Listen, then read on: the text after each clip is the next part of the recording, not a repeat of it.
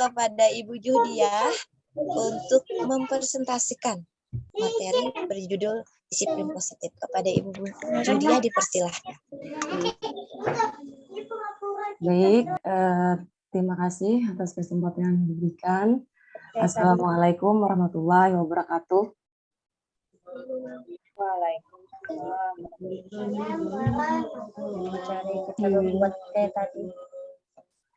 Baik, alhamdulillahirrahmanirrahim.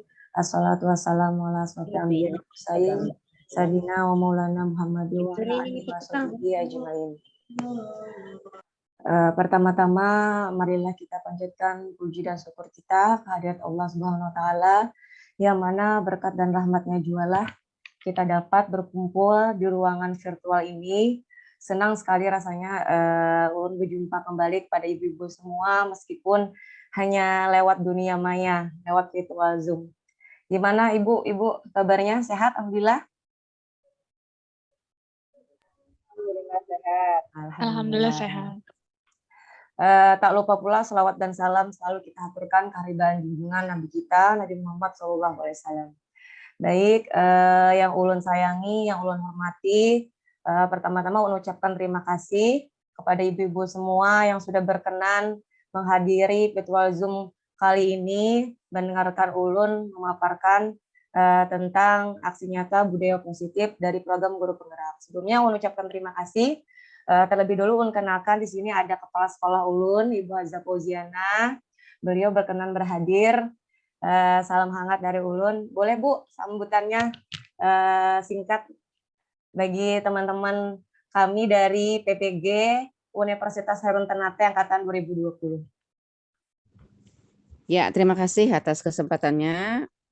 Assalamualaikum warahmatullahi wabarakatuh. Nah, kita selaku kepala sekolah juga jadi peserta Zoom hari ini, pada malam hari ini. Alhamdulillah diberikan kesempatan oleh Ibu Judiah untuk ikut terlibat di dalam kegiatan ini, dan kami sebagai kepala sekolah sangat mendukung dan mengapresiasi untuk Bu Judiah dan juga pada teman-teman yang lain. Mudah-mudahan kelak semuanya nanti bisa menjadi guru penggerak. Mudah-mudahan apa yang diutarakan atau diungkapkan atau disampaikan oleh Bu Judiah pada malam hari ini nanti bisa membawa kepada kita, memberikan kepada kita ke arah yang lebih positif juga, terutama di dalam tugas kita sehari-hari di lembaga PAUD masing-masing. Ya, cukup itu. Terima kasih kepada ukhti semuanya yang alhamdulillah malam ini menyiapkan waktunya untuk ikut bergabung di dalam Zoom hari malam ini. Ya, terima kasih. Assalamualaikum warahmatullahi wabarakatuh. Baik, terima kasih sekali lagi mengucapkan kepada kepala sekolah ulun yang sudah mendukung ulun mengikuti program Guru Penggerak ini. Baik, ulun izin ulun record, ulun rekam kegiatan kita kali ini. Ulun izin share screen.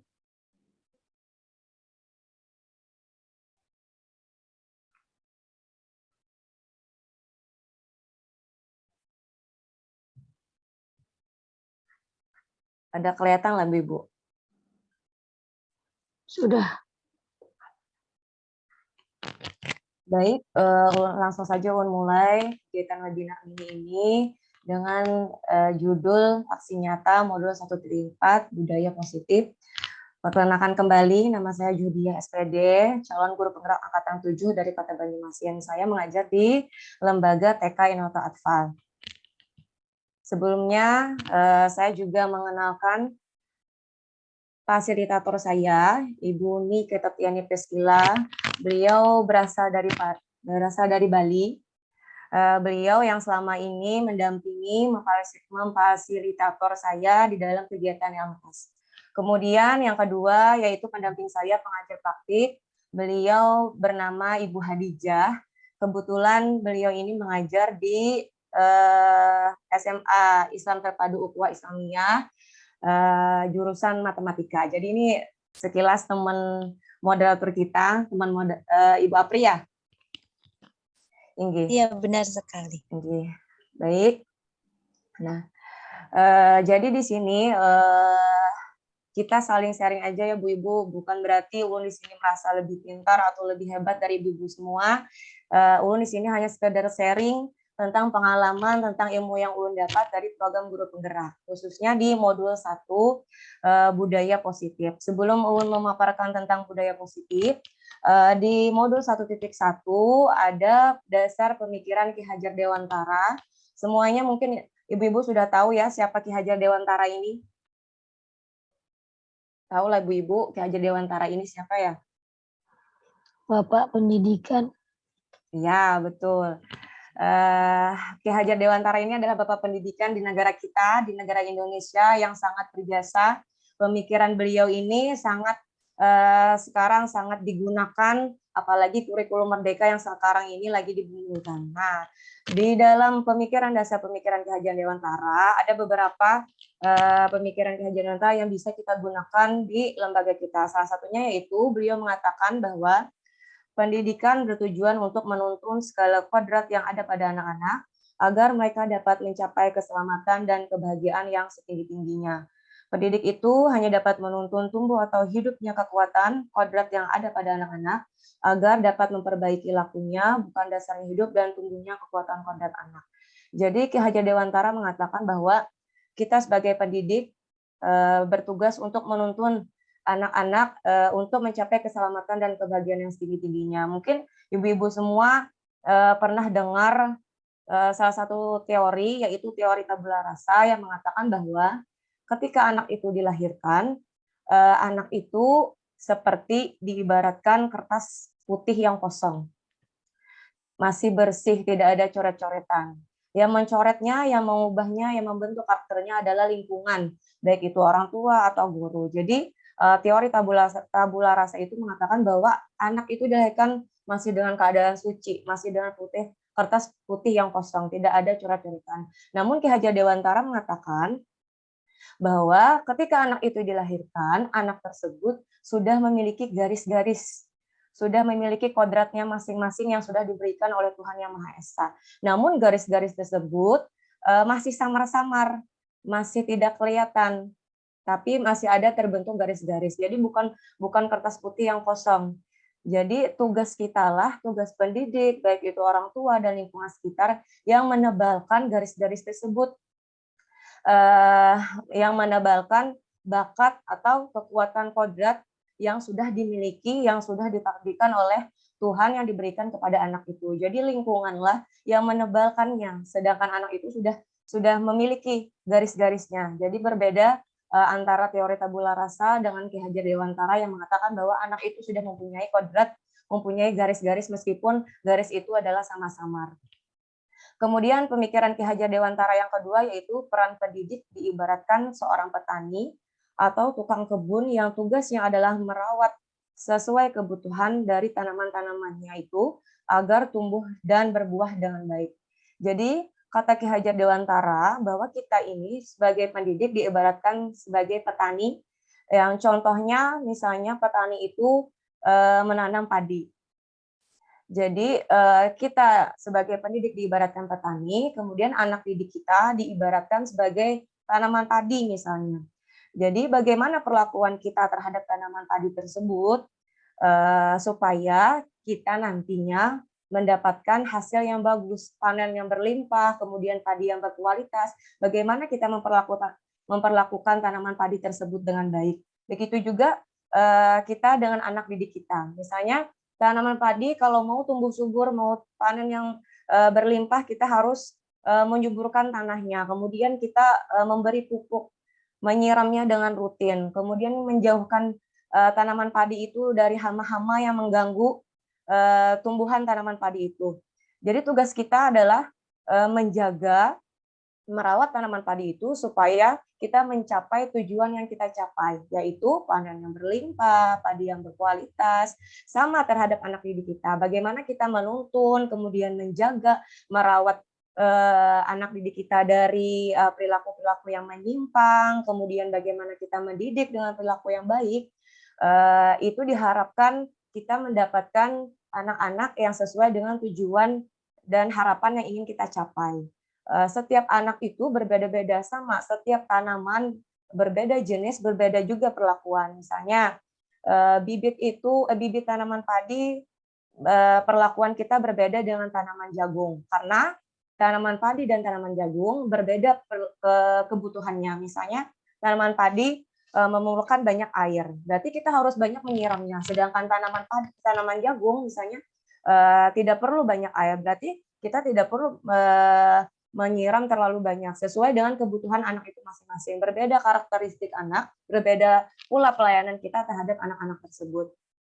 Jadi meskipun bibit itu jelek, katakanlah jelek, tidak bagus, tapi ketika perlakuan kita itu bagus, perlakuan kita itu sungguh-sungguh terhadap tanaman tersebut, kita menjauhkan dia dari hama, dari jamur-jamur yang mengganggu, kemudian kita menyiramnya dengan teratur, memberi pupuk yang berkualitas, maka kita menghasilkan tanaman yang kita capai. Sama tadi kita dengan anak-anak yang satu berbeda dengan anak yang lain. Jadi perlakuan kita, pelayanan kita juga berbeda sesuai dengan kebutuhan anak itu masing-masing. Kemudian dasar pemikiran Ki Hajar Dewantara yang lain yaitu pendidikan anak berhubungan dengan kodrat alam dan kodrat zaman. Kodrat alam yang dimaksud di sini adalah di mana anak itu tinggal, kemudian bakat dan minatnya itu seperti apa, kita harus menyesuaikan. Kita tidak bisa misalnya menyajikan pembelajaran yang sama sekali tidak sesuai dengan kodrat alam lingkungan kita. Misalnya lingkungan kita misalnya identik dengan sungai, kemudian ada alat transportasi perahu, tidak mungkin kita mengenalkan atau secara detail tentang kereta api, sedangkan kereta api juga tidak ada di tempat kita. Jadi kita harus menyesuaikan dengan kodrat alam lingkungan sekitar, bagaimana anak itu tinggal, di mana, kemudian bagaimana karakteristiknya, bakatnya seperti apa, kita harus sesuaikan. Dan juga dengan kodrat zaman. Kodrat zaman di sini maksudnya bahwa sekarang zamannya bukan zaman kita yang dulu. Zaman yang kalau kita dulu identik dengan calistung atau yang jadul-jadul. Kalau sekarang zaman kita mungkin ibu-ibu udah tahu anak sekarang bisa main gadget, anak TK aja sudah bisa main gadget udah lancar. Mungkin itu udah zamannya sekarang. Jadi kita juga harus menyesuaikan dengan zaman sekarang. Karena untuk mereka hidup, kita tidak bisa membiarkan mereka ketinggalan zaman menggunakan zaman kita dulu. Kita harus mengajak anak berkarya, menyesuaikan diri sesuai dengan zaman sekarang yaitu abad 21. Kita bisa menggunakan pembelajaran di sekolah, bisa menggunakan video, kemudian misalnya menggunakan audio yang menarik karena sudah sesuai dengan zaman sekarang yaitu abad 21. Pemikiran Ki Hajar Dewantara yang berikutnya itu adalah pembelajaran berpihak pada murid dan mengutamakan budi pekerti. Nah, sekarang kita tahu bahwa sekarang kita lagi beradaptasi dengan kurikulum Merdeka yang sudah diterbitkan oleh Kemendikbudristek. Nah, mengeluarkan kurikulum Merdeka. Kurikulum Merdeka ini bertujuan untuk mengejar ketertinggalan kita karena pandemi COVID-19 kemarin.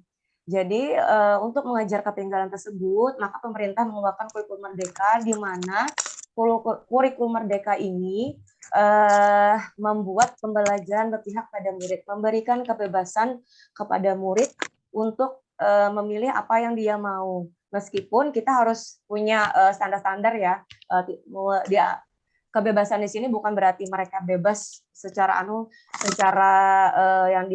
yang mereka hendaki, cuman tetap masih ada aturan-aturan, tapi kita hanya sebagai fasilitator. Jadi anaklah yang melakukan. Makanya pemikiran Ki Hajar Dewantara pada zaman dulu pun seperti itu. Kita kembalikan lagi bahwa pembelajaran itu harus berpihak pada murid. Muridlah yang melakukan. Kita hanya sebagai fasilitator mengadakan pembelajaran, jadi anak yang terlibat aktif untuk melakukan. Kemudian pedoman dari Ki Hajar Dewantara ini mungkin ibu-ibu pernah dengar, Ingarso Sung Tulado, Ing Madia Mangun Karsa, Tuturi Handayani. Di antara ibu-ibu ada yang tahu semboyan ini? Ada yang tahu artinya? Ada orang Jawa lah di sini. Ibu Tika, orang mana? Boleh open mic-nya, kita saling diskusi aja. Ada yang tahu ibu-ibu? Ing ngarsa sung tawada ing madya mangun karsa tuturi handayani. Kalau saya ini namanya aja Bu yang seperti Jawa, tapi orangnya orang Banjar. Oh, ya, jadi ing ngarsa sung tawada ini artinya di depan kita memberi teladan. Jadi kita sebagai guru kita harus memberi contoh supaya anak-anak kita menirukan apa yang kita contoh. Jadi kita Ki Hajar Dewantara ini mengatakan ing ngarsa sung tawada adalah kita sebagai guru di depan memberi contoh, memberi teladan. Kemudian ing madya mangun korso, di tengah kita memberi motivasi, kita memberi dorongan. Ya, jadi tuturi handayani, biasanya tuturi handayani ya Bu, slogan pendidikan kita, tuturi handayani. Di belakang kita memberi dorongan. Jadi di depan kita memberi contoh, di tengah kita menjadi teman, memberikan motivasi, tuturi handayani, kemudian kita memberikan dorongan, memberi semangat kepada anak untuk melakukan, untuk memberikan pembelajaran yang kita inginkan. Baik, itu sekilas tadi tentang pemikiran Ki Hajar Dewantara. Kemudian melanjutkan lagi pengimbasan modul budaya positif. Apa itu budaya positif? Budaya positif adalah suatu pembiasaan yang bernilai positif, yang di dalamnya mengandung sejumlah kegiatan yang mampu menumbuhkan karakter murid. Budaya positif perlu dibangun dalam suatu kelas. Jadi kita di sekolah mungkin udah dilaksanakan beberapa budaya positif. Jadi kita harapkan bahwa budaya positif itu menjadi pembiasaan. Seperti misalnya mungkin sudah kita laksanakan di lembaga kita masing-masing, seperti membiasakan anak mandiri, kemudian melepas sepatu sendiri. Itu mungkin sudah jadi pembiasaan ya Bu Ibu, mungkin Ibu-ibu juga sudah melakukannya di lembaga masing-masing. Nah, jadi budaya positif itu kita biasakan agar di kelas kita, pembelajaran di kelas kita berjalan dengan lancar. Jadi tanpa kita beri arahan lagi, anak-anak itu sudah menjadi pembiasaan di dalam dirinya. Jadi ketika dia misalnya, salah satu contoh misalnya melepas sepatu sendiri. Jadi ketika udah datang dia udah tahu nih, karena itu udah jadi pembiasaan mereka. Ketika baru datang dia lepas sepatu sendiri, kemudian meletakkan tanpa perlu kita suruh lagi, tanpa perlu kita memberi arahan, mereka sudah mengerti di mana meletakkan sepatu, di mana meletakkan tas. Itu salah satu budaya positif atau pembiasaan yang bernilai positif. Mungkin masih banyak lagi contoh-contoh lain yang sudah dijadikan budaya positif di lembaga kita. Mengapa budaya positif itu sangat penting? Pengembangan budaya positif dapat menumbuhkan motivasi intrinsik dalam diri anak untuk menjadi pribadi yang bertanggung jawab dan berbudi pekerti luhur serta akhlak mulia.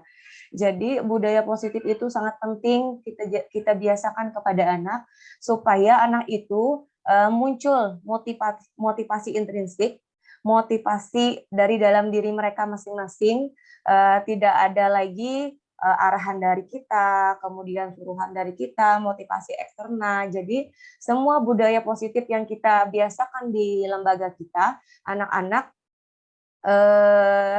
sudah jadi motivasi intrinsiknya, motivasi dari dalam dirinya, kesadaran diri mereka masing-masing melakukan pembiasaan tersebut supaya anak-anak kita menjadi anak yang bertanggung jawab dan berbudi pekerti luhur serta berakhlak mulia. Pada anak usia dini, anak belum memahami apa itu peraturan disiplin positif. Perlunya peran kita dalam menyampaikan sebuah informasi yang dapat diaplikasikan oleh anak dalam hal berkomunikasi. Jadi mungkin di awal-awal, anak-anak mungkin perlu bantuan kita, bagaimana kita mengarahkan. Mungkin itu di awal-awal, kita mengkomunikasikan kepada anak. Nak, misalnya, lepas sepatunya sendiri ya, karena anak ibu sudah mandiri, letakkannya di sini ya. Mungkin di awal-awal kita harus mengkomunikasikan banyak-banyak, mengatakan memadahi jurang Banjar tuh pembiasaan positif yang kita ajarkan. Kemudian seiring berjalannya waktu, anak-anak muncul dari motivasi intrinsiknya tadi, muncul pembiasaan dari dalam dirinya. Kemudian tujuan budaya positif tadi adalah membentuk karakter yang positif yang berlandaskan profil pelajar Pancasila. Profil pelajar Pancasila ini ada 6 ya, Ibu. Mungkin Ibu udah tahu ya. Bisa sebutkan bergantian salah satu dari dimensi profil pelajar Pancasilanya. Boleh Ulun tunjuk? Yang Ulun tunjuk boleh open mic ya. Ulun mau dengar suaranya ibu-ibu. Kita sharing-sharing tentang profil pelajar Pancasila. Baik, misalnya Ulun beri kesempatan kepada Ibu Rauha Aptia tentang salah satu profil pelajar Pancasila yang Ibu tahu. Apa aja, silahkan. Beriman, bertakwa kepada Tuhan Yang Maha Esa, dan berakhlak mulia. Boleh, betul. Terima kasih, Bro Han. Iya, pertama adalah beriman bertakwa kepada Tuhan Yang Maha Esa dan berakhlak mulia. Kita harapkan budaya positif yang kita ajarkan anak-anak kita memiliki salah satu profil pelajar Pancasila yang diamalkan baik itu di sekolah maupun di rumahnya. Mungkin ibu-ibu tahu salah satu contoh dari beriman bertakwa kepada Tuhan Yang Maha Esa. Salah satu contohnya kegiatan seperti apa, ibu? Berdoa, Bu. Ya, seperti berdoa, kemudian praktek sholat berjamaah, kemudian berakhlak mulianya sopan santun ketika lewat depan orang lain, ketika lihat orang tua. Jadi itu merupakan salah satu tujuan pembiasaan kita. Mudah-mudahan anak kita tidak hanya di sekolah, tapi di rumah pun mereka memiliki karakter sesuai dengan profil pelajar Pancasila tadi. Kemudian yang kedua, boleh sharing sekali lagi Ibu Nurul Hidayah. Boleh open mic yang kedua. Mandiri, Bu. Baik, mandiri contohnya seperti apa, Bu, Ibu? Sekolahnya sendiri, tidak ditemani orang tua lagi. Iya, betul. Itu salah satu contohnya. Masih banyak lagi tentang kegiatan yang berlandaskan tentang mandiri. Baik, yang lain juga seperti profil pelajar Pancasila yang lain seperti benalu kritis, kemudian kreatif, tanggung jawab, gotong royong. Kita harapkan anak-anak kita memiliki semua karakter profil pelajar Pancasila. Makanya kita adakan budaya positif ini yang mengarah ke pembiasaan tadi. Kita harapkan tidak hanya di sekolah aja, di rumah juga bisa melanjutkan apa yang kita ajarkan di sekolah. Kemudian konsep utama modul budaya positif. Sebentar, Ulun ini dulu.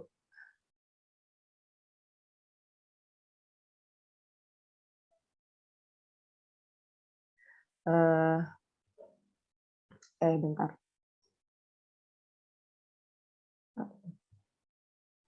Baik,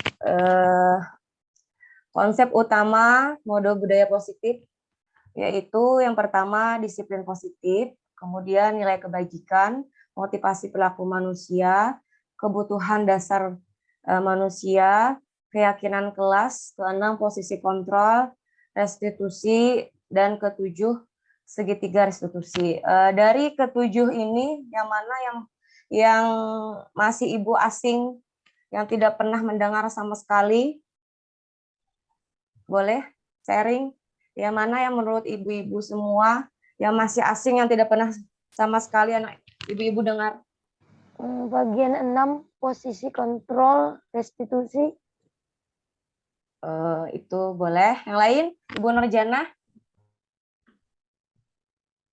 Yang mana Ibu Nur yang masih asing di antara ketujuh yang Ulun sediakan ini?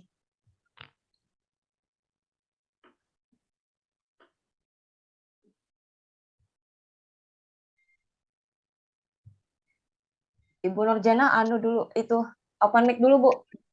Keyakinan kelas, Bu. Oh iya. Keyakinan kelas. Oke. Terima kasih. Pertama kita ke disiplin positif dulu. Nah, disiplin positif merupakan pendekatan mendidik anak untuk melakukan kontrol diri dan pembentukan kepercayaan diri. Tujuan dari disiplin positif ini adalah menanamkan motivasi yang ada pada murid-murid kita, yaitu untuk menjadi orang yang mereka inginkan dan menghargai diri sendiri dengan nilai-nilai yang mereka percayai. Jadi seperti judul kita, budaya positif, kita menghadirkan anak-anak itu untuk melakukan disiplin positif supaya kegiatan belajar mengajar kita bisa berjalan dengan baik. Jadi anak-anak kita beri motivasi, kita beri pembiasaan agar berlaku disiplin positif sesuai dengan tujuan yang kita capai. Sebagai pendidik, tujuan kita adalah menciptakan anak-anak yang memiliki disiplin diri sehingga mereka bisa berperilaku dengan mengacu pada nilai-nilai kebajikan universal dan memiliki motivasi intrinsik bukan ekstrinsik. Seperti yang Ulan katakan tadi, pembiasaan-pembiasaan tersebut kita harapkan anak-anak muncul berdasarkan motivasi dari dalam dirinya, bukan dari motivasi ekstrinsik atau motivasi yang dari luar. Maksudnya dari luar ini adalah seperti kita memberikan menyuruh misalnya, nak taruh ya misalnya tasnya di dalam loker, itu masih motivasi eksternal, motivasi ekstrinsik. Tapi yang kita harapkan anak-anak tersebut melakukan disiplin positif sesuai dengan kehendak dirinya, dengan kesadaran dirinya masing-masing. Misalnya melihat sampah nih, ada sampah di halaman misalnya, mereka membuang sendiri sampah itu ketika ia melihat tanpa kita suruh. Kalau kita suruh, nah ada sampah kayak apa ya, gimana ya kalau ada sampah ini, mereka kemungkinan membuang tuh masih motivasi ekstrinsik kita yang menyuruh, kita yang memancing. Kalau motivasi intrinsik, mereka tanpa kita suruh, mereka sudah membuang. Jadi itu yang kita harapkan, mereka melakukan budaya positif, disiplin positif tanpa arahan dari kita, tapi karena kesadaran diri mereka untuk melakukan itu. Jadi tanpa kita suruh laginya sudah ngerti. Makanya kita lakukan pembiasaan-pembiasaan dengan melalui kegiatan-kegiatan sesuai dengan profil pelajar Pancasila tadi, supaya mereka sadar, mereka tahu tanpa kita suruh lagi. Makna disiplin positif yang dikemukakan oleh Ki Hajar Dewantara maupun Dian Gosen mengartikan disiplin sebagai bentuk kontrol diri, yaitu belajar untuk kontrol diri untuk mencapai suatu tujuan mulia. Tujuan yang mengacu pada nilai-nilai atau prinsip mulia yang dianut seseorang, kita namakan nilai tersebut sebagai nilai-nilai kebajikan. Nah, jadi di dalam disiplin positif tadi kita mengajarkan pembiasaan-pembiasaan yang mengacu pada nilai-nilai kebajikan yang universal. Nilai-nilai kebajikan itu apa, Bu Ibu? Nilai kebajikan itu adalah nilai atau yang kita sepakati atau norma-norma yang kita harapkan tanpa memandang ras, suku, agama, atau lain-lain. Nilai-nilai kebajikan inilah yang ingin kita harapkan untuk dimiliki seorang anak tanpa motivasi ekstrinsik atau eksternal, tapi dimiliki oleh anak itu berdasarkan motivasi dari dalam dirinya. Jadi kita harapkan nilai-nilai kebajikan ini ada di diri dalam anak tanpa kita suruh, tanpa motivasi dari luar, tapi dari dalam dirinya masing-masing. Nilai-nilai kebajikan itu banyak, Bu Ibu. Ada peduli, keterus-terangan, rajin, pokoknya kebajikan, nilai-nilai positif, tanggung jawab, rendah diri, rendah hati, kemudian gotong royong, cinta damai, saling sayang dengan teman-teman yang lain. Jadi nilai-nilai kebajikan inilah yang sudah kita sepakati, yang kita harapkan anak-anak kita ada di diri dalam diri anak-anak tanpa motivasi ekstrinsik, tapi dari dalam diri anak tersebut. Kemudian yang ketiga, motivasi perilaku manusia. Motivasi perilaku manusia itu ada 3. Pertama, untuk menghindari ketidaknyamanan atau hukuman, apa yang akan terjadi apabila saya tidak melakukannya. Itu masih motivasi eksternal. Motivasi kedua yaitu untuk mendapatkan imbalan dari orang lain atau imbalan dari institusi. Apa yang saya dapatkan ketika saya melakukannya itu juga masih motivasi eksternal. Nah, jadi ketika seorang manusia itu melakukan perbuatan atau perilaku, katakanlah anak kita. Nah, anak kita ini misalnya melakukan suatu kebajikan. Kenapa jadi ia melakukan itu? Pasti ada motivasi dari dalam dirinya. Misalnya nih, salah satu contoh misalnya siapa yang bisa misalnya katakanlah misalnya salah satu nilai kebajikan tanggung jawab. Siapa yang bisa bantu ibu hari ini beres-beres, ibu kasih mainan yang banyak misalnya. Nah, timbul anak-anak tersebut mendengar itu, lalu inya bantu kita membereskan, membantu kita menyimpuni yang berantakan misalnya. Nah, itu masih motivasi eksternal. Mereka melakukan itu karena ada imbalan dari gurunya, itu masih motivasi eksternal. Nah, motivasi perilaku manusia yang ketiga yaitu untuk menjadi orang yang mereka inginkan dan menghargai diri sendiri dengan nilai-nilai yang mereka percaya. Dari ketiga motivasi ini, yang ingin kita harapkan yaitu motivasi yang ketiga, yaitu motivasi internal. Tujuan disiplin positif itu menghadirkan semua perilaku itu atas dasar keinginannya. Kan kadang ada anak takutan misalnya. Misalnya lah kamu nih kalau lambat mengerjakan tugas ini kada boleh nggak boleh istirahat ya misalnya. Nah, itu berarti terpacu pada motivasi yang pertama yaitu untuk menghindari ketidaknyamanan atau hukuman. Kita sudah menghadirkan hukuman bila kamu inilah akan dapat hukumannya ini. Timbulnya perilaku memang kada melakukan karena ia takutan, karena ia takut akan ada hukuman di belakangnya.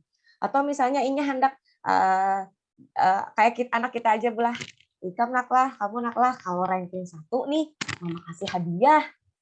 Nah, mama kasih tas baru misalnya, sepatu baru misalnya. Jadinya si anak ini rajin belajar supaya mengejar imbalan dari orang lain, mengejar imbalan dari orang tua. Nah, itu masih motivasi eksternal. Padahal yang kita harapkan adalah si anak ini rajin belajar tanpa kita suruh. Maksudnya ia membuang sampah sendiri tanpa kita suruh, melakukan kegiatan sesuai dengan nilai-nilai kebajikan yang kita sebutkan tadi, yang banyak tadi, tanpa motivasi dari kita. Jadi motivasi dari dalam dirinya. Kemudian yang keempat, kebutuhan dasar manusia. Nah, kebutuhan dasar manusia ini pasti dimiliki oleh anak-anak. Bukan anak-anak aja, kita pun sebagai manusia memiliki kebutuhan dasar. Yang apabila kebutuhan dasar ini tidak terpenuhi, bisa saja kita melakukan sesuatu yang tidak kita inginkan. Sama seperti anak. Ketika si anak itu ada kebutuhan dasar yang tidak terpenuhi, maka si anak itu bisa saja melakukan perbuatan yang kita tidak inginkan. Di sini ada 5, yaitu yang pertama bertahan hidup, kemudian penguasaan, kasih sayang dan rasa diterima, kesenangan, dan kebebasan. Nah, jadi kebutuhan dasar manusia ini ada 5, sama anak juga. Sekarang yang pertama adalah kasih sayang. Kasih sayang dan rasa diterima, yaitu kebutuhan untuk diterima, kebutuhan ini, dan 3 kebutuhan berikutnya adalah kebutuhan psikologis. Kebutuhan untuk disayangi dan diterima meliputi kebutuhan akan hubungan dan koneksi sosial, kebutuhan untuk memberi dan menerima kasih sayang, dan kebutuhan untuk merasa menjadi bagian dari suatu kelompok. Contohnya apa, Ibu? Misalnya nih ada anak yang murung, Ibu pernah lihat anak-anak itu misalnya murung, sedih, di pojok sendiri misalnya. Biasanya kada nggak seperti biasanya, murung, dia sedih, dia di pojok. Kemudian kita tanya, kenapa nih? Kenapa misalnya si A kok hari ini ya, kok murung ya, nggak kayak biasanya. Ternyata setelah kita teliti, setelah kita tanya, ternyata misalnya dia mengatakan, itu Bu, si Susi misalnya kada mengawani ulun misalnya, nggak menemani saya, berarti kebutuhan kasih sayangnya yang tidak terpenuhi gitu Bu. kada mengawani ulun jar misalnya. Karena biasanya ada loh anak-anak tuh bisik-bisik, jangan ditemani lah itu jar. Timbul yang kada ditemani ini timbul sedih, inya karena salah satu kebutuhan dasar manusianya kada terpenuhi, yaitu kasih sayang. Kawannya kada mengawani, kawannya kada menemani, timbul inya sedih melakukan perbuatan yang tidak diinginkan. Kemudian kebutuhan dasar berikutnya yaitu kebutuhan bertahan hidup. Kebutuhan yang bersifat fisiologis untuk bertahan hidup, misalnya kesehatan, rumah, dan makanan. Ini biasanya berasal dari rumah ya Bu, misalnya anak itu tidak sehat, kita pasti tahu ketika anak itu tidak sehat, kemudian turun sekolah, kayak apa Bu, nya kada aktif Bu lah, kada kayak biasa. Atau misalnya dari rumah nih sudah emosi duluan sama mama abahnya, sama orang tuanya, terbawa-bawa, sampai ke sekolah, timbul dari sekolahnya Pina sibuk manu orang aja, maksudnya tuh timbulnya tuh Pina hendak marah-marah aja di kelas kada biasanya. Pasti kita tanya kenapa nih hari ini Pina hendak ini aja tuh itu. Pasti di rumah lo misalnya cerita itu nah tadi mama ini nah bawaan dari rumah udah misalnya udah konslet duluan. Nah, mungkin kebutuhan bertahan hidupnya, baik itu kesehatan, baik itu dari rumah, itu belum terpenuhi, baik itu dari orang tuanya, itu belum terpenuhi, ada masalah di rumahnya duluan, timbul ke bawah ke sekolahan, timbul di sekolahnya berlaku yang tidak diinginkan, misalnya mukul kawan kah, timbul hendak berhambur kah, memberantakan mainan kah, atau pindah cari kesenangan sendiri kah. Itu salah satu kebutuhan inya yang kada penuhi. Kemudian ada penguasaan, yaitu kebutuhan pengakuan atas kebutuhan kemampuan yang mereka miliki. Misalnya nih si anak ini memiliki kemampuan ini, misalnya inya mau menampilkan gambar, Bu, baguslah Bu ini, misalnya anak menampilkan on kita, tapi kita misalnya kada heran-heran, kada acuh aja terhadap apa yang inya lakukan, padahal inya si anak ini mau menampilkan sesuatu yang inya bisa, sesuatu yang inya kuasai, tapi kita tidak mendengarkan, timbul inya marah-marah tanpa alasan yang jelas, padahal inya hendak respon dari kita supaya kita mengakui, oh inya ini hebat lah, kita memuja, tinggal dengan pujian aja, oh bagusnya lah gambar apa ini misalnya, tapi ketika kita acuh aja berarti kebutuhan penguasaannya tidak terpenuhi. Kemudian kebutuhan dasar yang berikutnya adalah kesenangan. Kesenangan adalah kebutuhan untuk merasa senang. Kebutuhan akan kesenangan adalah kebutuhan untuk mencari kesenangan, bermain, dan tertawa. Itu mungkin sudah jelas Bu Ibu lah. Yang berikutnya itu kebutuhan kebebasan. Kebebasan adalah kebutuhan akan pilihan. Kebutuhan untuk bebas adalah kebutuhan akan kemandirian, otonomi, memiliki pilihan dan mampu mengendalikan arah hidup seseorang. Jadi ketika misalnya anak itu hendak main, kemudian kita larang, mungkin mereka akan marah. Mungkin mereka cari-cari masalah, entah itu memukul kawan kah atau apakah. Jadi ketika anak itu cari masalah, berarti ada salah satu kebutuhan dasar si anak itu yang kada terpenuhi. Jadi misalnya ketika anak itu mukul kawan, misalnya satu contoh lah, dia mukul kawan. Kemudian pasti kita tanya kenapa nih inya mukul, kenapa pian mukul si ini misalnya. Pasti si Ani jawab si itu duluan misalnya. Itu juga mengambil punya ulun misalnya. Berarti ada kebutuhannya yang kada terpenuhi, yang diganggu maksudnya. Jadinya melakukan perbuatan yang tidak kita inginkan. Misalnya mungkin ibu-ibu pernah mengalami ada suatu anak misalnya suka merebut makanan orang lain. Misalnya makanan orang lain itu diambilnya tarus. Pernah lah ibu-ibu dapatkan pengalaman kayak itu. Ketika istirahat misalnya si anak nih jemput makan itu punya orang lain. Padahal makanannya tuh ada misalnya. Mungkin kebutuhan bertahan hidupnya kada terpenuhi, ada yang inya inginkan dari orang lain tuh, makanan orang lain tuh, makanya melakukan perbuatan yang seperti itu. Kemudian nih ulun tes deh ibu-ibu pemahaman tentang kebutuhan 5 dasar manusia yang sudah kita sebutkan tadi, yaitu bertahan hidup, kemudian apa tadi?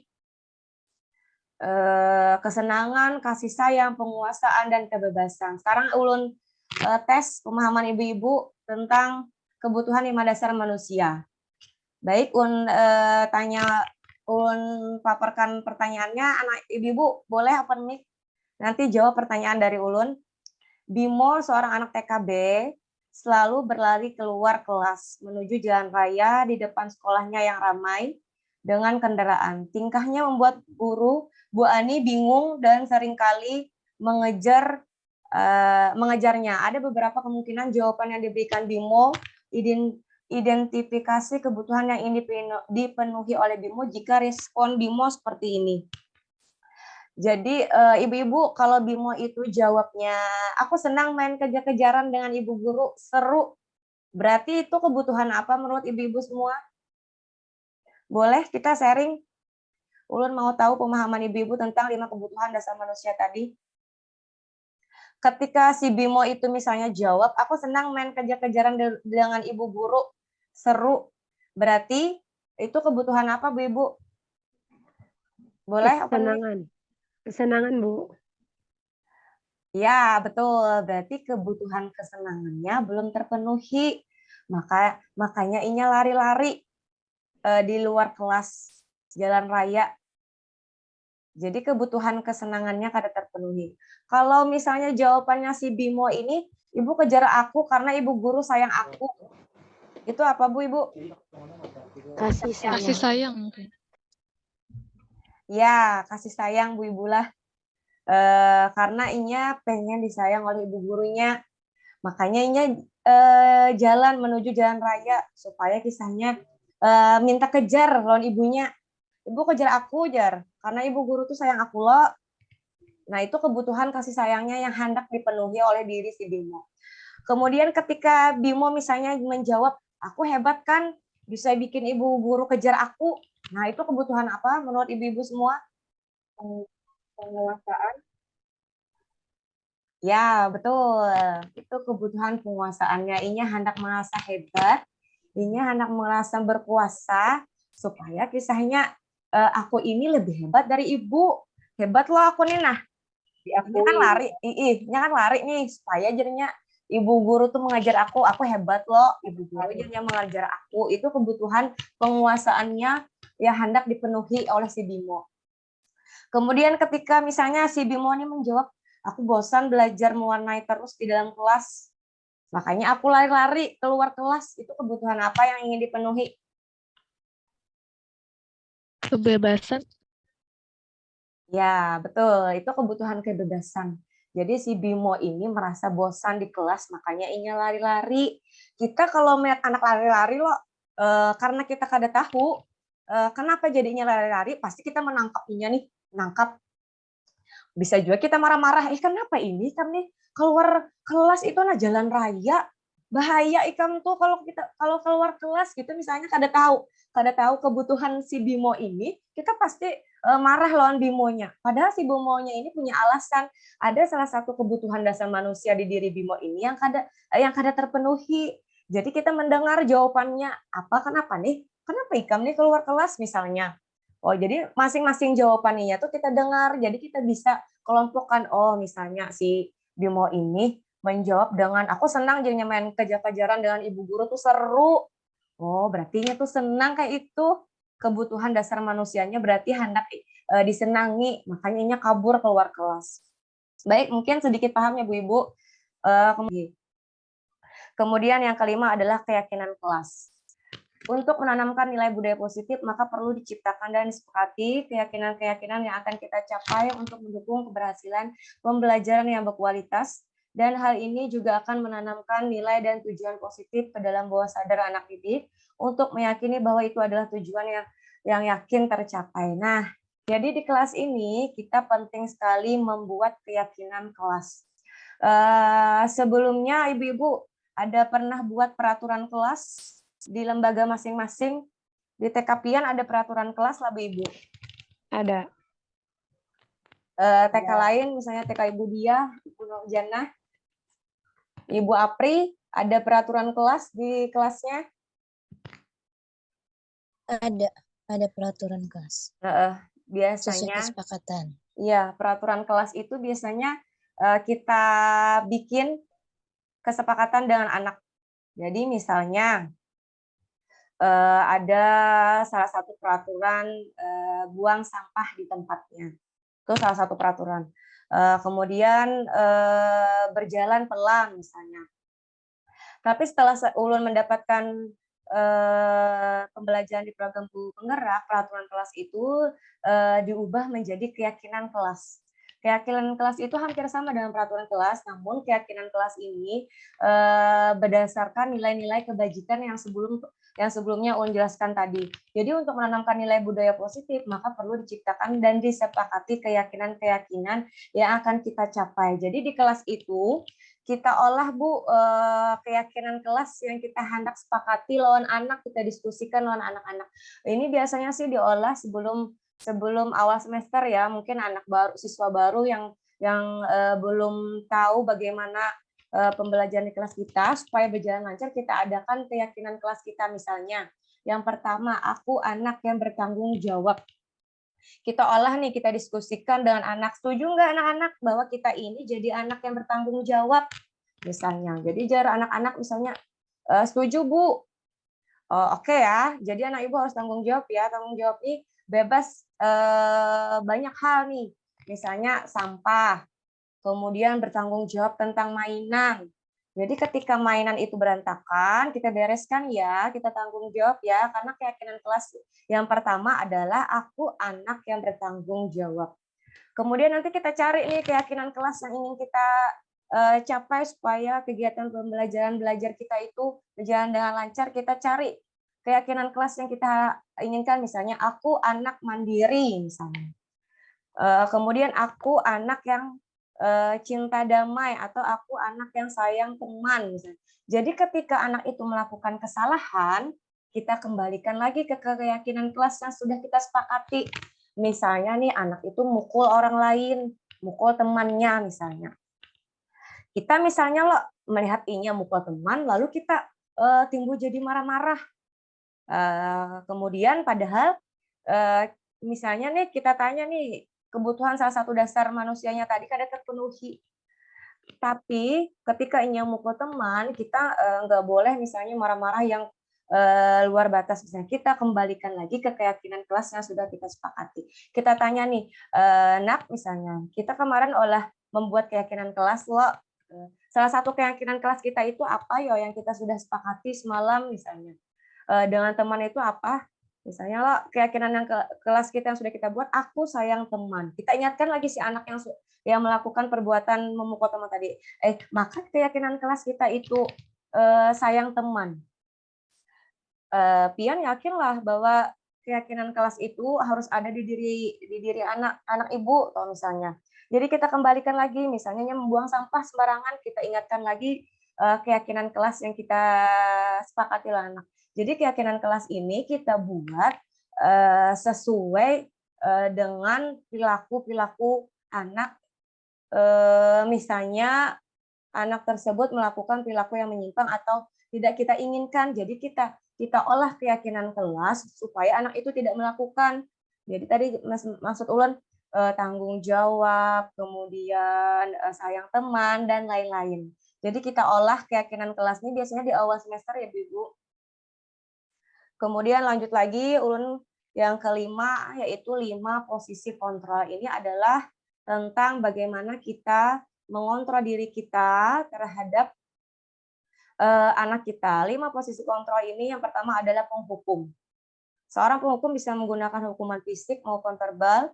Orang-orang yang menjalankan posisi penghukum senantiasa mengatakan bahwa sekolah memerlukan sistem atau alat yang dapat lebih menekankan murid lebih dalam lagi. Biasanya posisi kontrol penghukum ini menggunakan fisik, menggunakan menghukum diri anak itu dengan anggota tubuhnya.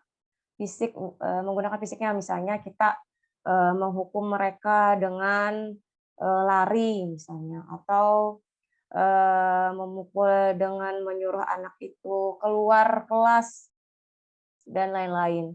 Kemudian 5 posisi kontrol berikutnya yaitu pembuat merasa bersalah. Pada posisi ini, biasanya guru akan bersuara lebih lembut, pembuat rasa bersalah akan menggunakan keheningan yang membuat orang lain merasa tidak nyaman, bersalah, atau rendah diri. Kemudian yang berikutnya adalah teman. Guru pada posisi ini tidak akan menyakiti murid, namun akan tetap berupaya mengontrol murid melalui persuasi. Posisi teman pada guru bisa negatif ataupun positif. Positif di sini berupa hubungan baik yang terjalin antara guru dan murid. Guru di posisi teman menggunakan hubungan baik dan humor untuk mempengaruhi seseorang. Kemudian posisi kontrol yang berikutnya yaitu pemantau. Pemantau berarti mengawasi. Pada saat kita mengawasi, kita bertanggung jawab atas perilaku orang yang kita awasi. Posisi pemantau berdasarkan pada peraturan-peraturan dan konsekuensi. Yang terakhir, posisi kontrol manajer. Manajer adalah posisi di mana guru berbuat sesuatu bersama dengan murid, mempersilahkan murid mempertanggungjawabkan perilakunya, mendukung murid agar dapat menemukan solusi atas permasalahan tersebut. Mungkin kalau dengan penjelasan ini, ibu-ibu masih kurang mengerti, ini ada tampilkan video tentang apa itu posisi kontrol diri seorang guru. Ibu-ibu boleh menyaksikan video tersebut. Salam bahagia Ibu dan Bapak guru hebat. Dalam penerapan disiplin positif restitusi, salah satu program yang dikembangkan adalah 5 posisi kontrol. 5 posisi kontrol dalam restitusi adalah proses perjalanan seorang pendidik agar dapat mengenali dirinya. Pada video kali ini, kita akan membahas tentang 5 posisi kontrol yang dikembangkan oleh Diane Rosen dan contoh penerapannya.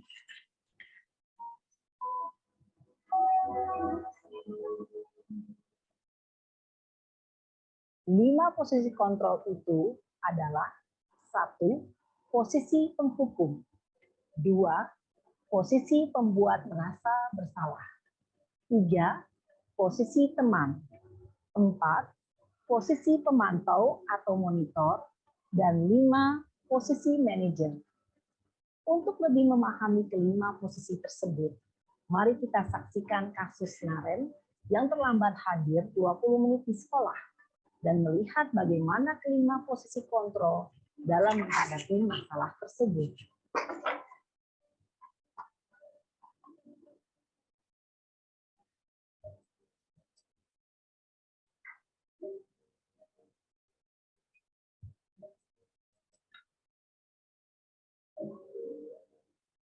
Naren!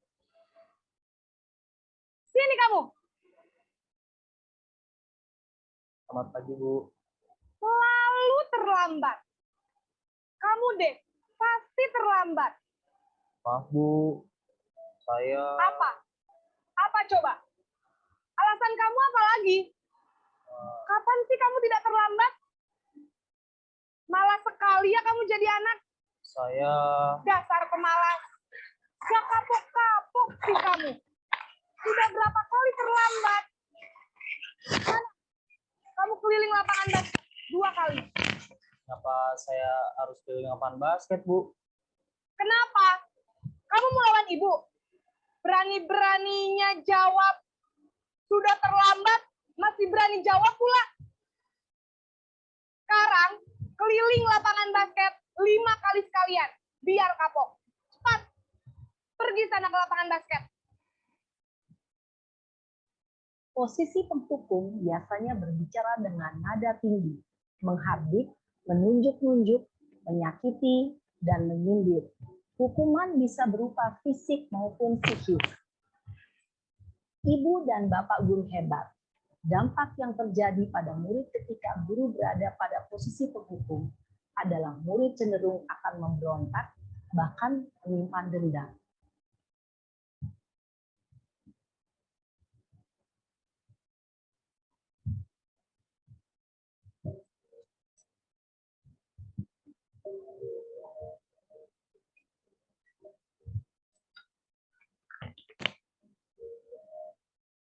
Naren!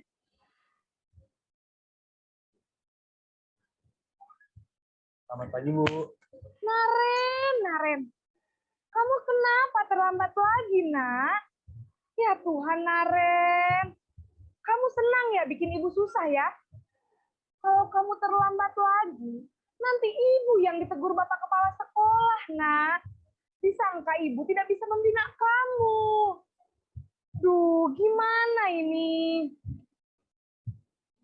Maaf, Bu. Duh, Gusti Naren. Kamu suka ya kalau ibu ditegur bapak kepala sekolah? Terus, sekarang ibu harus tulis apa ini di buku absen? Ini kamu sudah sering terlambat loh. Ibu harus apa coba? Maaf, Bu. Maaf sekali.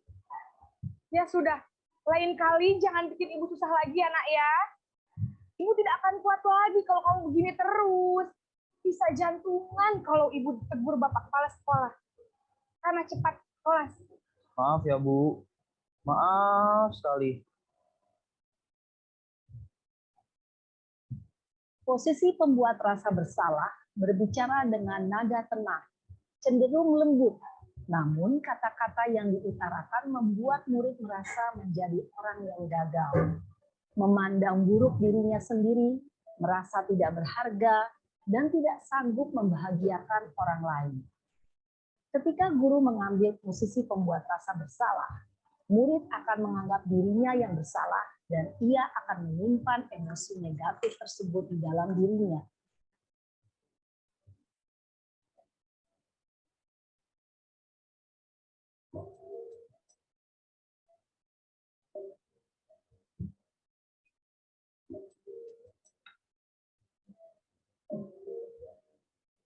Naren!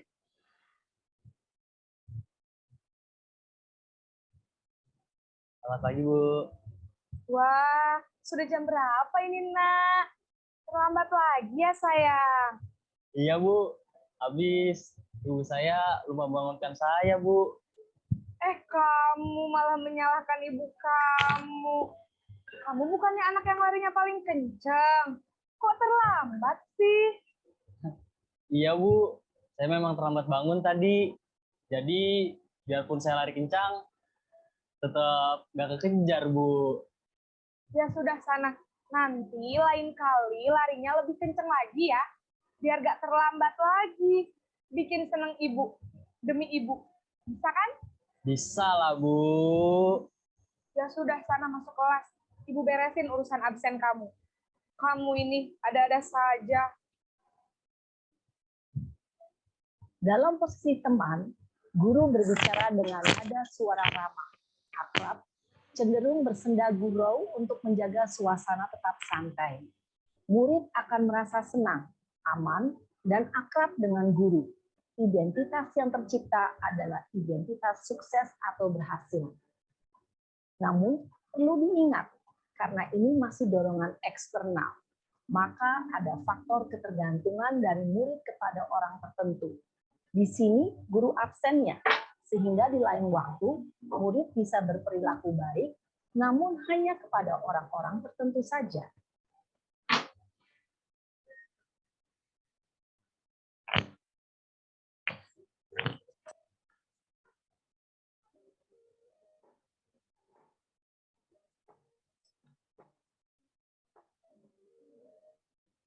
Naren!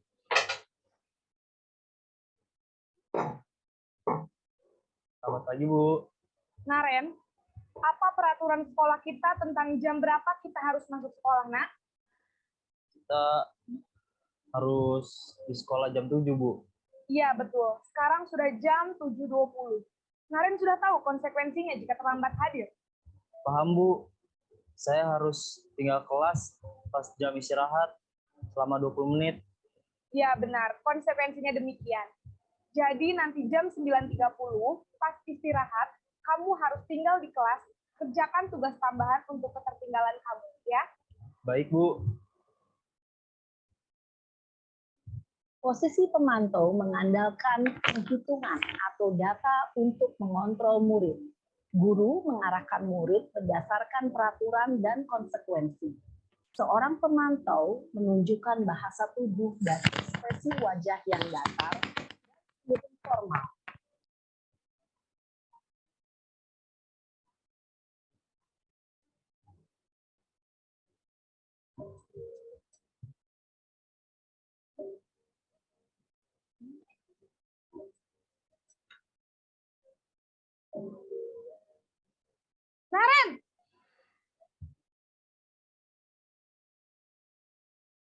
Selamat pagi, Bu.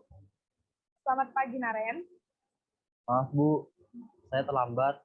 Iya, sekolah masuknya jam 7, sekarang sudah jam 7.20. Jadi sekarang bagaimana ini, Naren? Maaf, Bu. Saya lupa setel alarm saya semalam.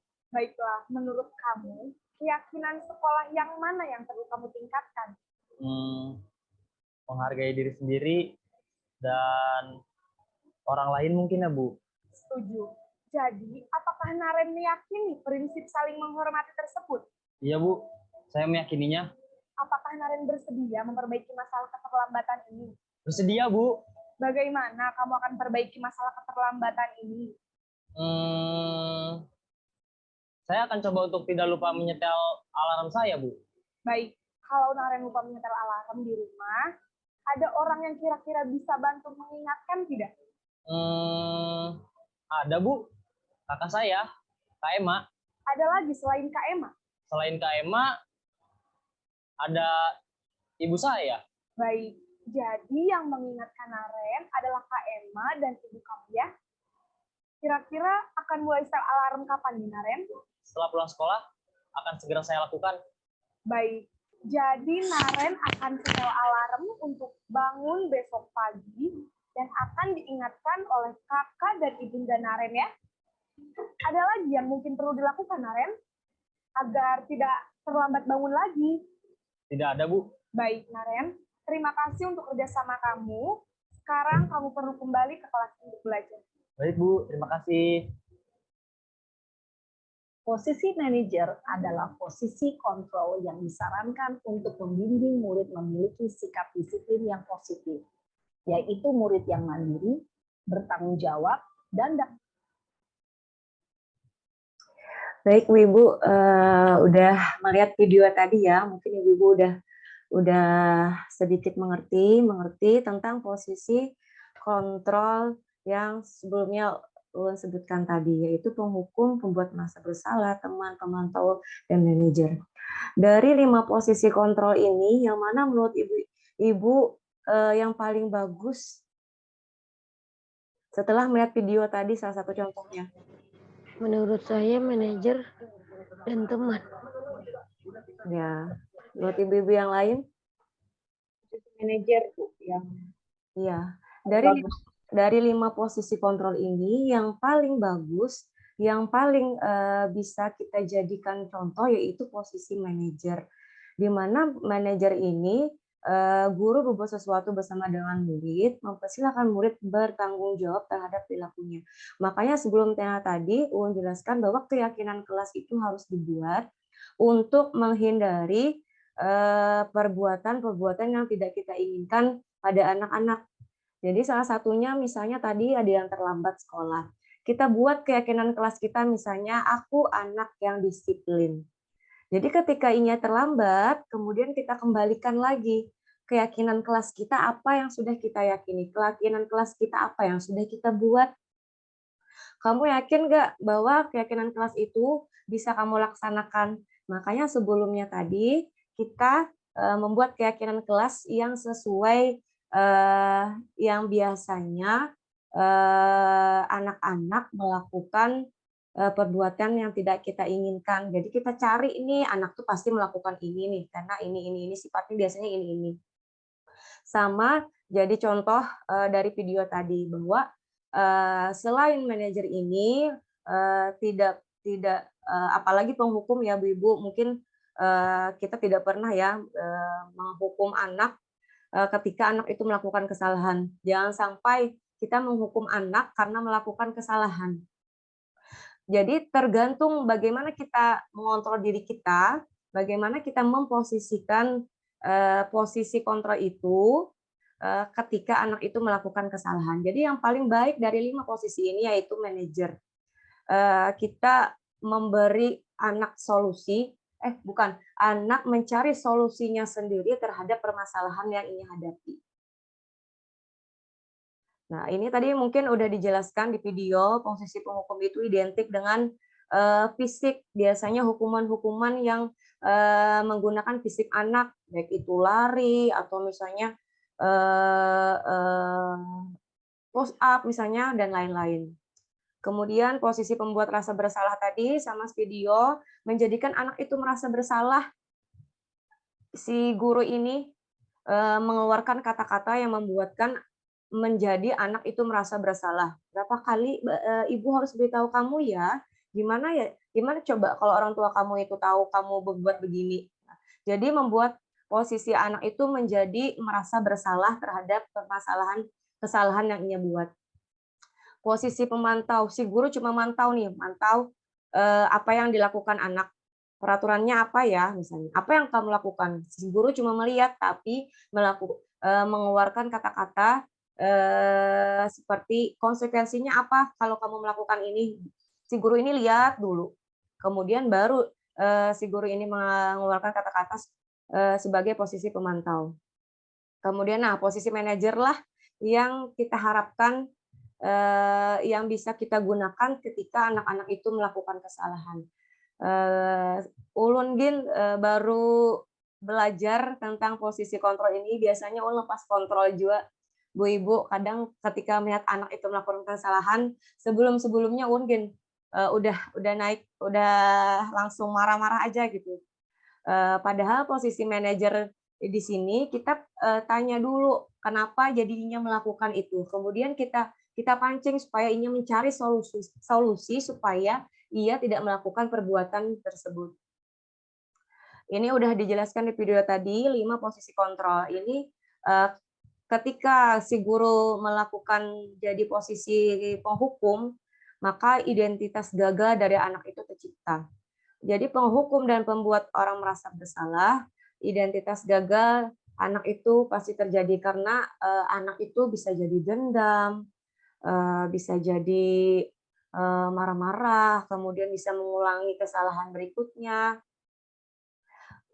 Untuk posisi teman dan pemantau, identitas berhasil atau sukses, namun itu masih motivasi eksternal, masih dikontrol oleh guru. Meskipun itu berhasil juga. Kemudian yang terakhir yaitu posisi manajer, yaitu identitas berhasil atau sukses.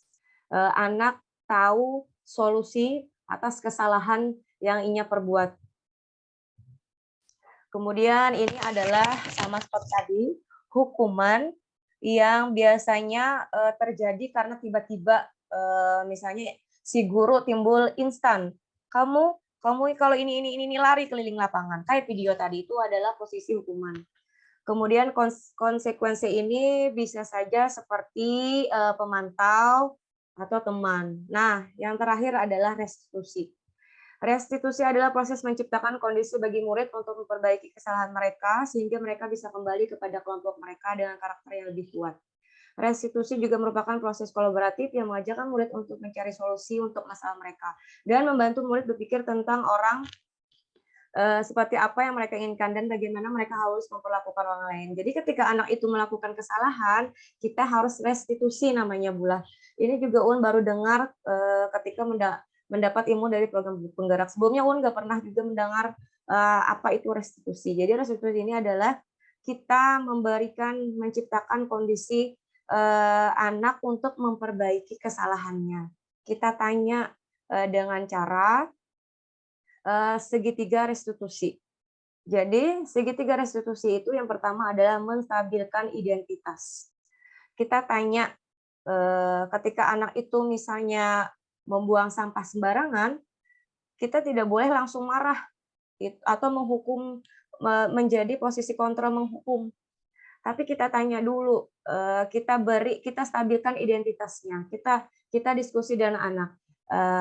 Nak, setiap orang pasti pernah melakukan kesalahan. Kamu pasti mempunyai alasan kenapa jadi melakukan perbuatan tersebut.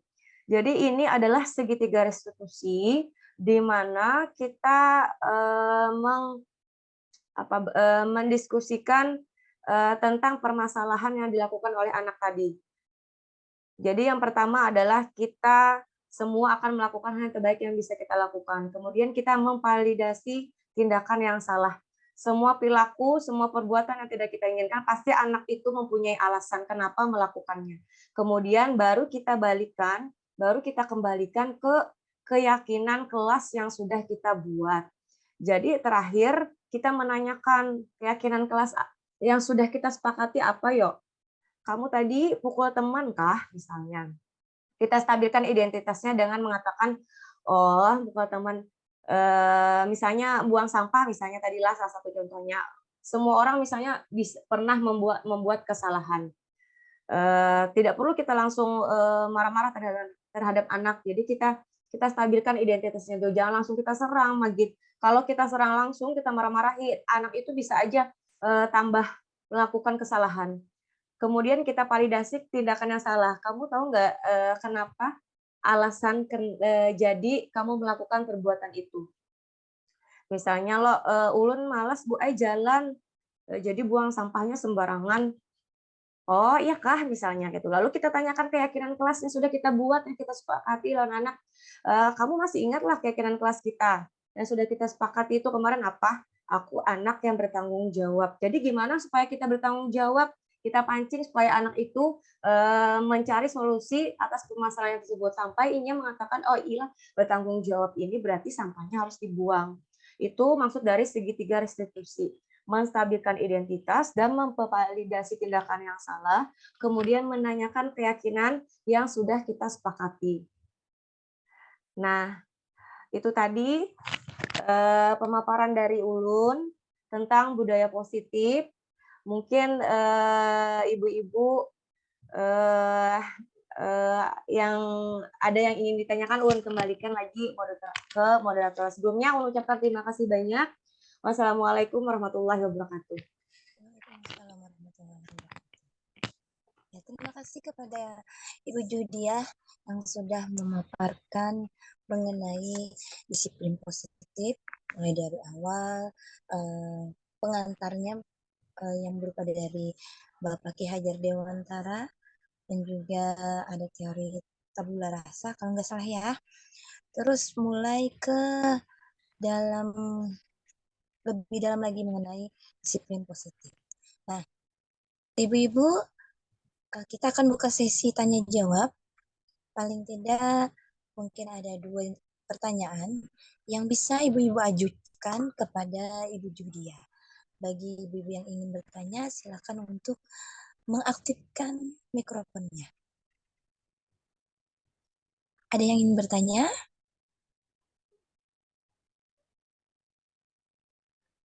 Halo? Kira-kira ada yang ingin ditanyakan dari paparan presentase yang sudah dilakukan oleh Ibu Judiah? Oh ya, kalau tidak ada, mungkin masih berpikir-pikir ya Ibu Judiah ya, mungkin Ulun ingin bertanya mengenai yang paling terakhir, segitiga restitusi. Nah, tadi mungkin saya terlewatkan mengenai ada 3 ya caranya ya. Yang pertama itu koreksi apabila ada kesalahan. Pertama adalah stabilkan identitasnya, validasi tindakan, dan kembalikan ke keyakinan kelas. Untuk yang ketiga mungkin Ulun mulai bisa memahami. Terus yang antara yang pertama dan yang kedua itu tadi saya terlewat, bisa diberikan penjelasan lagi supaya kita tidak langkahnya tidak tertukar antara stabilkan identitasnya dan memvalidasi tindakannya. Baik, langsung on jawab aja pula supaya Ulun masih ingat. Jadi tadi di segitiga restitusi adalah yang pertama menstabilkan identitas. Jadi misalnya ketika anak itu melakukan kesalahan, kita nggak langsung marah-marah terhadap anak tersebut, tapi kita stabilkan dulu si anak tersebut. Misalnya kita bawa kemana, kita stabilkan dulu ya. Kita tanya dulu misalnya namanya Zaki, kamu tadi buang sampah sembarangan ya? Misalnya kita lihat nih si Zaki ini buang sampah sembarangan. Kita stabilkan identitasnya dengan perkataan misalnya, oh misalnya, inggih Bu, jari si Zaki lah misalnya. Oh mungkin Zaki buang sampahnya malas jalan atau gimana. Kemudian kita tanya, setiap orang itu Zaki memang pernah melakukan kesalahan.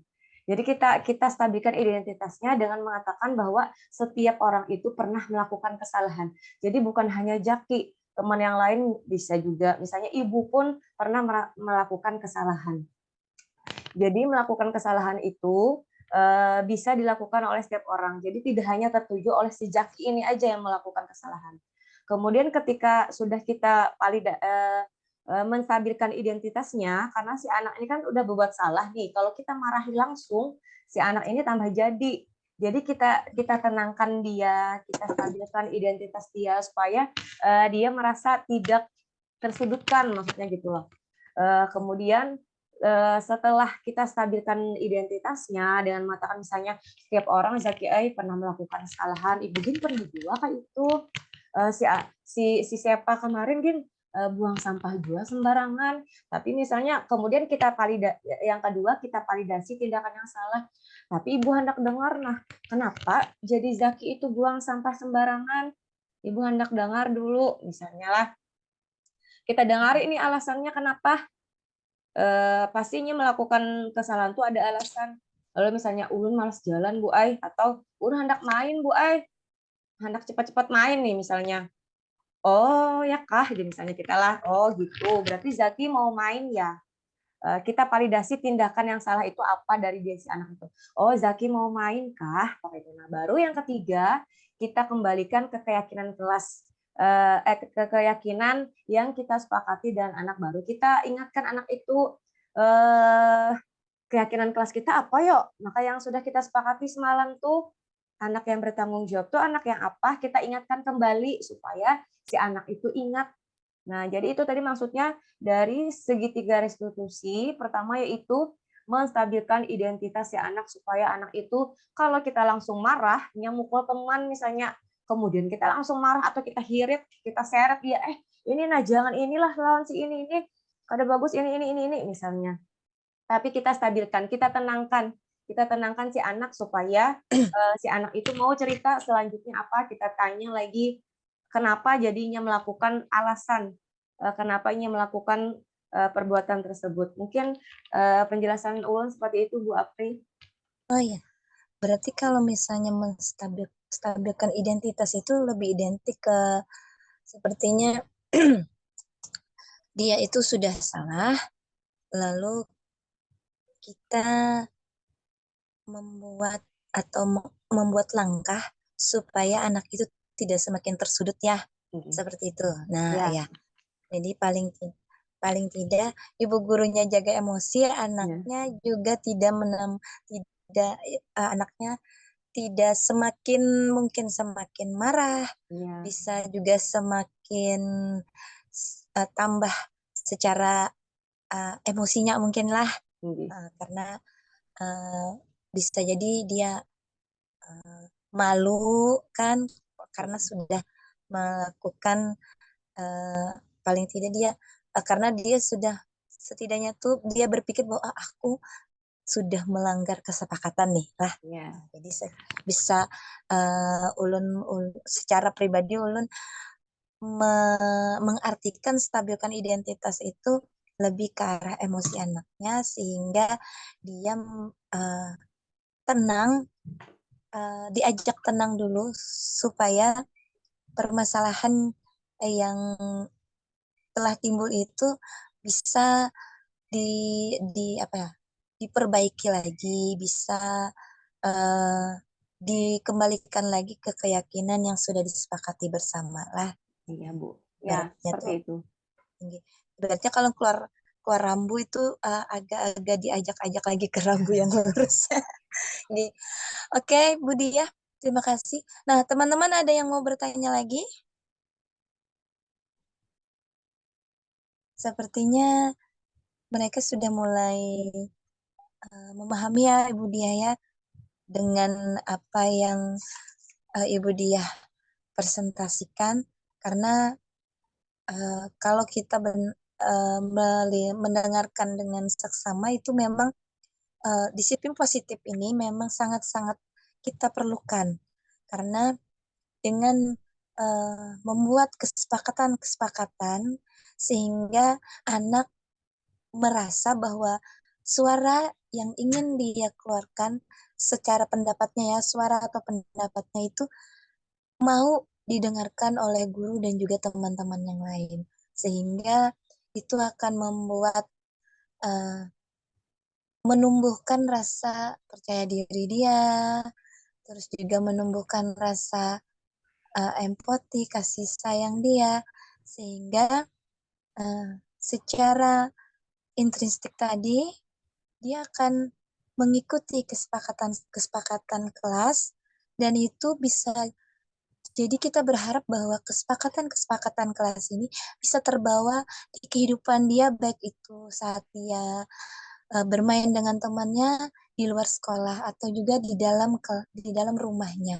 Sehingga diharapkan disiplin positif ini tidak hanya terjadi di lingkungan sekolah, tapi juga terjadi di lingkungan manapun yang dia temukan.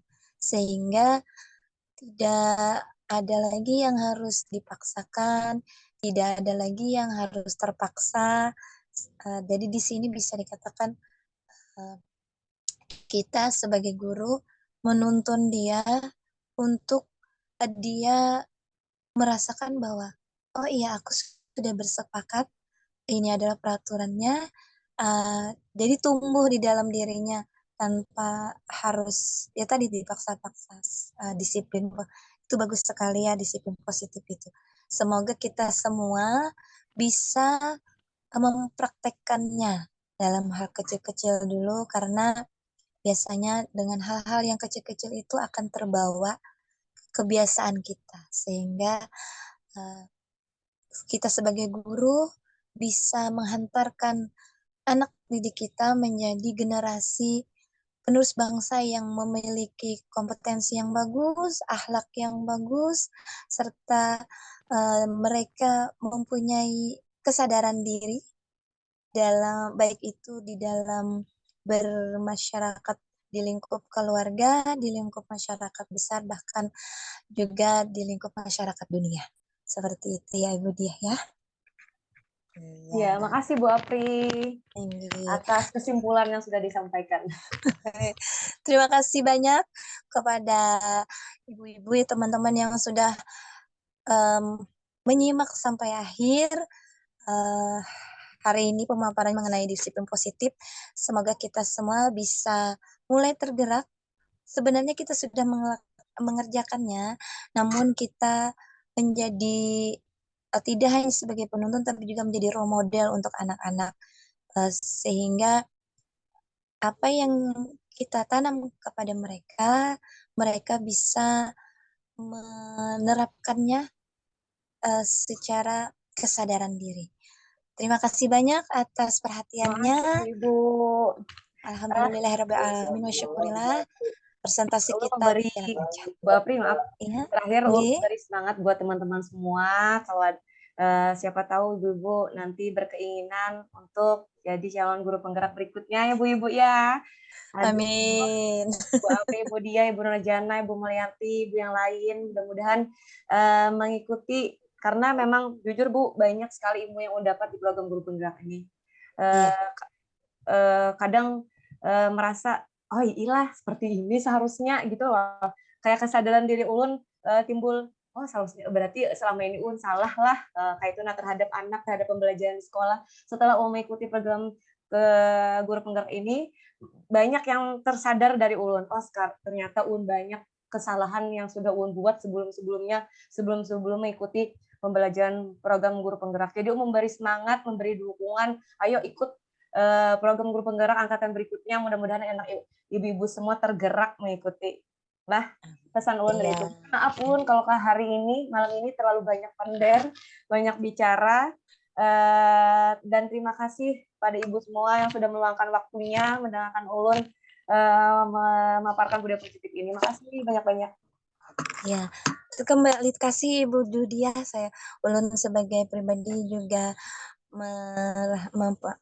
dari pemaparan pian ini ternyata oh iya memang kita sebagai guru harus berbenah lagi karena apa yang kita tanamkan kepada anak itu akan terbawa sampai dia besar, sampai dia tua nanti. Sehingga bangsa kita menjadi bangsa yang berakhlak mulia dan mampu berkontribusi di masyarakat dunia. Amin. Terima kasih banyak hari ini teman-teman. Selalu semangat kita. Alhamdulillah hari ini kita mendapat ilmu yang sangat bermanfaat. Semoga ilmunya bisa kita praktikkan dan juga akan menjadi penggerak amal kita nanti dan dimudahkan semuanya oleh Allah Subhanahu wa taala. Amin ya rabbal alamin. Marilah kita tutup dengan mengucapkan hamdalah. Alhamdulillahirabbil alamin. Doa penutup majelis. Subhanakallahumma bihamdika asyhadu an la ilaha illa anta astaghfiruka wa atubu ilaik. Alhamdulillahirabbil alamin. Astagfirullahaladzim. Terima kasih banyak semuanya kepada ibu-ibu yang sudah meluangkan waktunya. Alhamdulillah hari ini kita mendapatkan ilmu yang sangat bermanfaat. Semoga nanti Ibu Judia selalu ingin memberikan sharing kepada kami. Dan terima kasih atas semangatnya untuk membuat kami mau mengikuti program calon guru penggerak. Sukses semuanya. Assalamualaikum warahmatullahi wabarakatuh. Dadah. Terima kasih Bu Ulun IJNN ya. Terima kasih banyak. Sehat selalu.